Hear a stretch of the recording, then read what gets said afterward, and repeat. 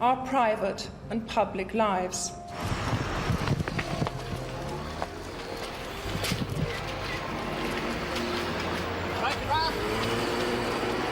As we know, the Princess of Wales was a trendsetter in almost everything she did, and her choice of cars were no exception. After she was seen piloting her Audi cabriolet around London in summer 1994, with the roof down, Audi later reported that sales of the vehicle had doubled. The princess used the car from March until July 1994, when she gave it back to Dovercourt Audi in St. John's Wood, with just 4,000 miles on the clock. After that, it was bought by political commentator, broadcaster, and author Ian Campbell Dale. The car went up for auction with an estimated price tag of £35,000 to £40,000. The main character today is much less flashy Escort for a time, and Diana was often pictured driving it in London. This classic was also favored by the Princess of Wales, and she was seen regularly in it during 1985.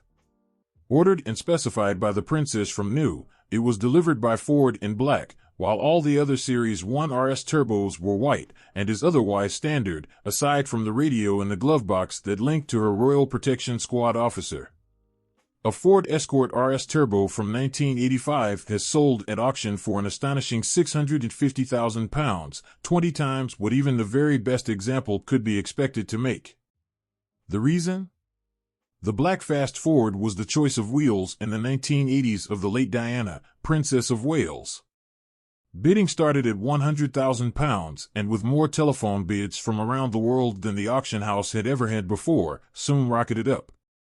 At the £500,000 mark, the auctioneer Jonathan Humbert said, £500,000 for a Ford Escort? I've never said that before. The battle to get hold of Princess Diana's beloved Escort came down to bidders from Cheshire and the Middle East, with the UK buyer triumphant. It's £650,000 Alderley Edge, first time. It's £650,000 Alderley Edge, second time. Here's the hammer. At Silverstone Auction, selling then the Diana Princess of Wales 1985 Ford Escort RS Turbo S1 for £650,000. Third and final. The hammer fell at £650,000, which means this automotive piece of history will cost the new owner £722,500 by the time fees are added. The police officer accompanied the princess, who preferred to drive rather than be driven, on trips around London where she was often photographed in the car over the 3 years she used it. In one famous photograph she had a young Prince William in the back seat. In marked contrast to other, mostly Rolls-Royce traveling members of the royal family, the princess' motoring tastes were famously well-grounded. And she had a thing about Escorts. The RS Turbo, or People's Sports Car as it was known, was her third. She had wanted a cabrio, but it was decided that the hood offered too little protection. Since the princess' time with the car, it has had several owners and most recently been housed in a Ford collection.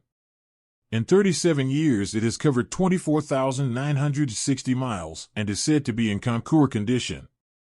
And that it is not alone. The best examples of the nowadays highly sought-after fast Ford are valued around the £35,000 mark. Because of the Princess Diana connection, experts thought the black car might make £120,000, but no one dreamed it would sell for 6 times that. Not much shocks me these days in the classic and collector car market, but this sale price astounded me, says John Mayhead of Haggerty, whose power list ranks what effect celebrity ownership has on classic car values. Diana came out as #1 royal in that survey, with cars she owned or used selling for an average of 800% more than an identical car with no royal connection. The UK Haggerty Price Guide values this model at an average of £35,400 for a low-mileage, original car. The Diana-owned car sold for 2.062% of Haggerty's top value. Thank you for your attention and have a nice day.